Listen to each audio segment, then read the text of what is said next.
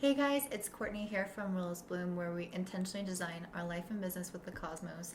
And today I'm going to talk to you guys about the Scorpio New Moon, which is happening on the night of October 14th, and it's going to be happening at 23 degrees of Scorpio. So, as always, I highly recommend pulling up your own birth chart and locating where 23 degrees of Scorpio is. For example, I know that I have Pluto at 23 degrees of Scorpio, so this moon is going to be exactly conjunct my natal Pluto, which is going to affect or change the way that this new moon changes me or affects me. So it's really helpful to know that. All right, so let's go ahead and talk about what we can expect from this new moon. First of all, I just wanted to say that this new moon is conjunct an asteroid called Juno. And Juno is a marriage asteroid, but it really represents our devotion to something. And devotion, I guess, past the point of sanity almost. Like you're so devoted to it that it doesn't necessarily matter if it's hurting you or helping you, you're in it. And so I feel like this energy already with Scorpio, which is a very ambitious sign, combined with Juno, is telling us to give ourselves fully over to our ambitions or our dreams or our goals. So, whatever it is in your life that you have been wanting to make progress with and haven't necessarily made that progress lately, this is your chance. Mars is just now moving direct, and the day after it moves direct, we have this new moon coming in and saying, this is a time to plant the seed of intention of the actions that you want to take to move forward to strive towards your goals. This new moon is going to be very, very positive. And just make sure that you stay tuned to your rising sign. And you can always find the links in the description. But I'll give you guys what that's going to look like specifically for you, and then, of course, the overall energy. So, as I was mentioning, this new moon is looking really, really positive, which is something that I feel like we have needed for a long time. Scorpio is inherently a more challenging sign. It requires more out of us. And so there are going to be some elements there where we're going to have to move through shadows and really believe in ourselves in order for that ambition to get us somewhere. So inherently that's kind of built into Scorpio. However, it's being really positively supported through the different angles that it's making to planets. First of all, it's making a sextile to Jupiter, Saturn, Pluto, and the asteroid Pallas Athena. So all of these are really saying that it's going to be a wonderful time to start new projects, for new opportunities to start flowing. Whenever there is a sextile to Jupiter, is basically saying that all the benevolent energy of Jupiter is coming to lift you up and support you. On top of that, not only is it a good time to make connections, make opportunities happen, for changes to occur, it's also going to be supported by a strong work ethic with a sextile to Saturn, saying that if you put in the work, you will get something out of it and it will be rewarding for you. And then on top of that, with Pluto, with a sextile to Pluto, you're going to have more inner reserves. You're going to have that inner fire and passion in order to make these things happen. And it's really beautiful to have the support from Pluto, especially with a new moon in Scorpio, because Pluto is the ruling planet of Scorpio. So they have very similar energies. So they are working in harmony together, basically saying that you can absolutely achieve whatever your ambition desires if you just put in the time and the effort. And again, that's going to require you to undergo some deep inner transformation in order for that to occur, which means it's not going to necessarily be handed to us or be easy, but it's possible. And it's like this first seed of light that we're starting to receive after so many challenging things happening, after so many retrogrades. It's like finally that go ahead. On top of that, Jupiter is conjunct Pluto, or that just happened recently. So essentially what that means is that this is a strong manifestation energy. It can also sort of multiply the negative things in our life, and I've mentioned this time and time again. So it's going to be really important for you to focus your thoughts on positive things at this time. So direct your energy into things where it's actually going to bear fruit for you, where it's actually going to bring things into your life, instead of focusing on the things that are out of your control or the things that are negative that are happening in this world. And then it's making a sextile to Pallas Athena, which I think is really interesting, that there are two key feminine asteroids playing a role here. Juno, which is showing us to invest ourselves into what we're doing, mind, body, and soul. And then Pallas Athena is coming in here to support, saying that there is this inner warrior within us that can overcome all the obstacles. And we are being supported to show that inner warrior and to use that within our work. So if you feel like you're coming up against obstacles, you can pull on that Pallas Athena energy to then support you and help you throughout this process. On top of this, it's making a trine to Neptune. So I do feel like there is a deeper spiritual backing behind what we're doing. The universe is giving us the green light, the go ahead, saying, we support you. We want you to be working on this right now. And so this trine is a really beautiful thing. At the same time, sometimes trines to Neptune can make us feel like a little bit lazier, but I feel like with all the other energy, it's more of a spiritual aspect rather than, an aspect of laziness. So I would say take the time to meditate, take the time to ground yourself and ensure that the action that you are moving forward with is something that feels spiritually aligned, because I don't think you will actually be able to last throughout all the challenges unless you are spiritually aligned with that path. So it has to have like a deeper, more purposeful why for you in order for this to really bear fruit 6 months from now when we have the full moon in Scorpio. So those are the aspects that are happening specifically to the Scorpio moon. And now I'm just going to talk about what else is going on in the sky that is not interacting necessarily with the moon.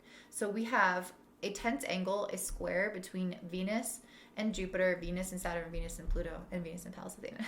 So basically all that positive energy that was just supporting us, it's still making a tense angle with Venus. And what that means is that the area around money and relationships can feel quite tense at this time. There might still be some unresolved issues, some things that need to have tension in order for you to take action to resolve them. On top of that, what I really think about with Venus is our perspective about the beauty in life and feeling really optimistic, feeling really loved, feeling really supported. And while I do think that this moon is supporting us, I also think that we won't necessarily feel like this light and fluffy feeling around this this new moon. And I think that's a given, knowing what's going on in the world around us at this time. So that also could be the possibility coming in with this square to Venus, is that yes, we're making action. Yes, we are taking action. Yes, we are making progress, but it's not necessarily going to feel as light and easy as we want it to already. The other aspect of this, if we take it kind of bit by bit and look at each square, which I wouldn't necessarily recommend because you want to look at the whole picture, but some of these keywords can kind of fit together to create a whole picture. So I'm going to break it down for you anyway. So when we have a Venus squared to Jupiter, this can often represent, again, like this like laziness, because Venus is us enjoying things in our life, and so is Jupiter. And so when these are making a conversation with each other, we don't necessarily always have like the stamina to desire hard work to make things happen. So that's a possibility that we might have to overcome. We've had this like months of stagnation with Mars retrograde that we might have to like kick things into high gear, but we've already kind of developed this habit of taking things a little bit easier or doing things a little bit slower and things not progressing. So that shift into a different gear might jolt us a little bit, and this square might be challenging us in that way to make that shift or make that progress. Venus making a square to Saturn can make us feel less harmonious within our relationships. So it can make us feel disheartened about the people in our lives. It can make us feel lonely or like we are further distanced from those that we love. And I think that makes a lot of sense given what's happening with the election. I think a lot of people are celebrating and a lot of people are saddened by that. And so there is this discord that is happening already. So that Venus square Saturn makes a lot of sense. However, this energy obviously will be moving quickly past. It's not going to be hanging out there forever. And then Venus square Pluto, this can bring some toxicity coming up through relationships. And I feel like this is going to be more so in global relationships, like in politics, how people are fighting back. There can be manipulation, there can be scandals, and that is really where like the Venus square Pluto, I think, will come into play. So I think as a global or as a collective, community, we will experience these energies in that type of way, where there's going to be still tenseness going on in relationships with people, still manipulation and power issues related to economics and related to politics. Those things have always been existing, but I think they will be more so at the forefront during this new moon as well. But still, besides all that, we're still going to be making personal progress and even, collective progress towards being more evolved and towards going after our dreams. So the last point that I want to talk about before I get into each of the signs is Mercury is making a quincunx to Chiron and is opposing Uranus. So Mercury has been opposing Uranus for a while now. And whenever it's opposing Uranus, it's giving us surprising news or brand new ideas, breakthroughs. It's like the genius strike. But again, it can also be surprising news, unexpected things, or I guess like a way of viewing things or new insights that come in that kind of jolt you. And because it's making such a harsh angle to Chiron, there's this news or this insight is coming in order to help us heal. But I think instead of helping us heal, it's going to feel quite painful. So maybe this is something that will have to come to a resolution at a later point in time. But I feel like right now, whatever news starts to come in around this new moon is not going to be, is going to be painful for some people, if not all people. So I'm not sure what's going to happen. I'm not sure what's going to come to fruition, but there can be choice words with people that you love, or there could be news that comes in regards to politics or the environment or the economy. I feel like something is going to be happening at that time that's going to feel quite painful or uncomfortable. And then I'm going to talk to you guys about where that might fall in your own personal chart. All right, up next we have Cancer rising. So this new moon in Scorpio is happening for you in the 5th house of your creative self-expression, and it's making a sextile to Jupiter, Saturn, and Pluto, moving through your 7th house of relationships. So Cancer risings, you have likely been undergoing some deep changes in the area of your partnerships and the way that you show up for other people. So your way of collaborating, your way of holding boundaries, your way of understanding something from someone else's perspective. All those things have been going under deep construction this past year. And this new moon that's happening for you in your 5th house is kind of giving you like a green light to have more fun and more play in your life. Whenever I think of the 5th house, I think of all the things that bring us pleasure, that bring us joy. So you guys are having a new beginning in that area. That could mean starting a new creative project, having a child, a pregnancy come through in the next 6 months. That could also mean you like writing a book or starting some new hobby, traveling, or starting to date someone new, something that feels really just like it's bringing you so much light into your life. So as I was mentioning, this could be over the next 6 months because new moons take 6 months to reach a full moon in the same sign of Cancer. So this is going to manifest between now and then. So it's great to write down your intentions now for what you want to see come through in another 6 months. So as I was mentioning, this new moon is making a sextile to Jupiter, Saturn, Pluto in the 7th house. So whatever new beginning this is being supported by your relationships, by the new discoveries that you've made about yourself in regards to relationships. It's also being really supported by Neptune, which is moving through your 9th house right now. So having Neptune, having this trine to Neptune happening is saying that I feel like because Neptune is so spiritual and the 9th house is typically the house of religion, I feel like this is actually being supported a lot by your spiritual beliefs. So I don't know how that's going to feed into your creativity, but I would encourage you to call on your intuition in order to guide your creative self-expression right now. So something wants to be birthed through you in the next 6 months. And I think the universe is saying, okay, your intuition has this. Just really lean on it. The other aspect of this is that it's also calling on your own self-exploration. So what new parts of yourself have you discovered that you want to explore through your creativity? That's another element of this support with Neptune. So I really love that for you guys. It feels like you are being really held by not only your relationships, but by spirit to bring this to life.